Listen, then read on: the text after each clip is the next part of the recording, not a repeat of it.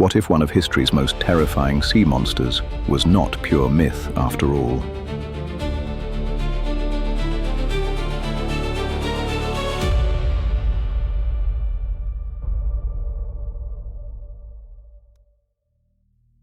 For centuries, sailors told stories about the Kraken, a colossal tentacled beast said to rise from the deep and drag ships under.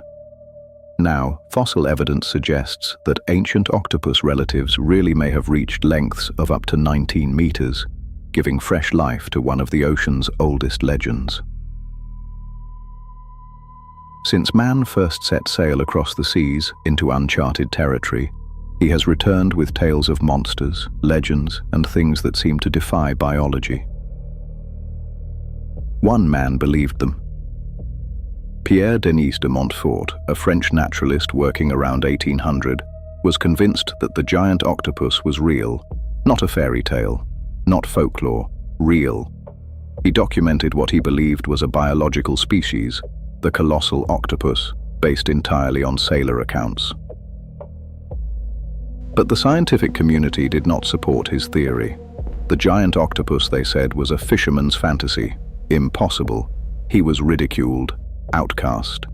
He later claimed that giant octopuses had sunk 10 British warships in 1782. The truth was less dramatic. A hurricane had scattered the fleet, but the damage to Montfort's reputation was done. The scientific community distanced itself from de Montfort's colossal octopus. Without physical evidence, his detailed field notes were dismissed as the delusions of a man who had listened to too many sailors' yarns. His career never recovered. He died penniless in Paris around 1820. One of the high priests of science who dismissed Montfort, Sir Joseph Banks, president of the Royal Society, had, as a young man aboard Captain Cook's Endeavour, eaten giant squid. He described it as tough and cooked to a chip. He knew giant cephalopods existed. He just didn't believe Montfort's version. The notion of a giant octopus-like sea monster gradually became folklore, the Kraken of legend, not science. By the late 19th century, the creature had been completely reimagined through a Gothic lens. In John Gibson's 1887 work, Monsters of the Sea, we see this shift crystallized. It is no longer a biological specimen, it is a nightmare. Gibson even titled this plate, "The Kraken, as Seen by the Eye of Imagination." It was an official eviction from the natural world. The Kraken was now a monster of the mind, a shadow in the deep that science insisted could not exist. Yet, as we are now learning, the eye of imagination may have been seeing a truth that the scientists of the day were simply blind to. Now, almost full circle, we arrive at 2026. On April 23rd, a paper published in the journal Science announced something remarkable. A newly identified giant octopus, Nanaimoteuthis haggarti, may have reached lengths of up to 19 meters, longer than a mosasaur, the great marine reptile of its day. The creature the scientists ridiculed, the fossil has now confirmed. For centuries, the colossal octopus was a ghost story told by men with salt water on their skin. But on April 23rd, 2026, that ghost was given a skeleton, or at least a massive set of beaks. The paper, titled "Earliest Octopuses Were Giant Top Predators in Cretaceous Oceans," was published in the journal Science. A team led by researchers at Hokkaido University utilized AI-assisted digital fossil mining to examine a collection of fossilized cephalopod jaws originally found in Japan and British Columbia. While the genus Nanaimoteuthis has been known to science since 2008, Dr. Tanaka's team proved that we had drastically underestimated its scale. By extrapolating the dimensions from the massive fossilized beaks, the study concludes that Nanaimoteuthis reached total lengths of up to 19 meters, 62 feet. That's longer than 2 double-decker buses parked end to end, or roughly the length of a small whaling vessel. the very kind of ship whose sailors first whispered tales of the Kraken. The mantle alone was estimated at 4.5 meters, 14.7 feet, making it significantly larger than any modern giant or colossal squid.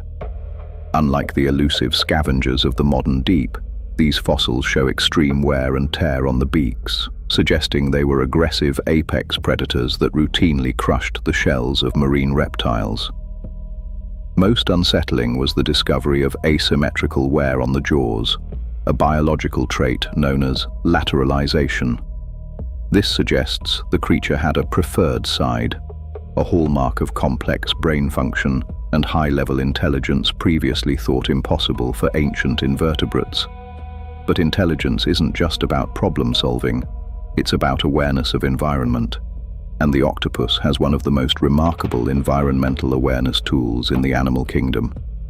Here's the thing about octopuses that most people don't realize. They can change color to match their surroundings, almost instantly. Charles Darwin watched this happen. He wrote about an octopus varying with the nature of the ground over which it passes. That was 150 years ago. We've known about this for centuries. Imagine a 19-meter octopus hiding in the dark depths, capable of shifting its color to blend into the rocks, the sand, the darkness itself. Is it any wonder we haven't found one? We could be swimming right past them, right now, and we would never know. In the eyes of the ledger, this isn't just a discovery. It is a 225-year-old cold case finally being solved by a computer. The eye of imagination has been replaced by the cold, hard light of digital tomography. But if these giants existed then, could they still be here? History is littered with accounts that refuse to stay buried. On July 31st, 1874, passengers on the steamer Strathowan watched in horror as the schooner Pearl was sunk by a brownish mass with enormous tentacles. A creature, they said, as long as the ship itself. We may never know what really happened that night. There is no physical evidence left behind, and yet the story persists. In a study published in April 2026, researchers at Harvard University revealed a staggering discovery about the male octopus. They found that the specialized arm used for mating, the hectocotylus, is far more than a delivery system. It is a sensory powerhouse, packed with 3 times the chemical receptors of a standard limb. It doesn't just touch, it tastes. The team observed that when a female was placed behind an opaque barrier, the male's arm acted with a terrifying singular autonomy. It reached through a small opening, navigating by taste alone to complete its objective in total darkness. Most hauntingly, the researchers found that even when the arm was surgically removed, it continued to crawl toward the female's pheromones, driven by a severed nervous system that refuses to give up the hunt. In the deep, mating is not a ritual, it is a battle. A giant, disoriented cephalopod rising to the surface may not see a ship as a meal, but as a rival to be conquered or a mate to be claimed. In the grip of a biological hormonal override, the creature doesn't stop because a hull doesn't taste like flesh. It holds on until the objective is met, or the ship is dragged under. We now know that their mating arms have a mind of their own, that they're tuned to specific hormones, that they can't always tell the difference between a female and something else. A ship, a submarine, a light on the surface. Maybe the old stories aren't about monsters. Maybe they're about loneliness, about creatures so rare that when they encounter something large in the dark, they reach out, hoping, and we, in our fear, called it an attack. Oppian wrote 3,500 lines about the sea, the Haleutica. He described fish falling in love, betraying each other, and outsmarting fishermen. And somewhere in that epic, he took a moment to marvel at the octopus, a creature that could vanish before his eyes.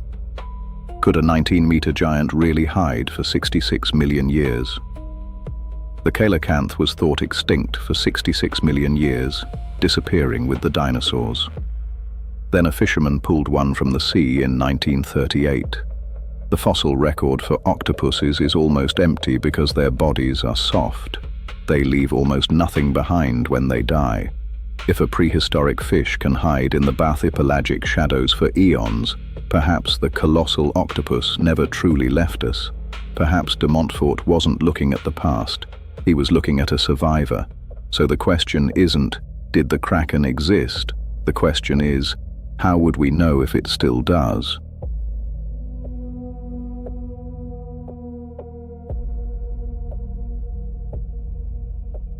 All fishers know the changing preaky's deceit. How clung to rocks when coming dangers threat. New forms they take and wear a borrowed dress. Mock the true stone and colours well express. As the rock looks, they take a different stain. Dapple with grey or branch the livid vein. Thus they concealed the dreaded danger shun, by borrowed shapes obscured and lost in seeming stone.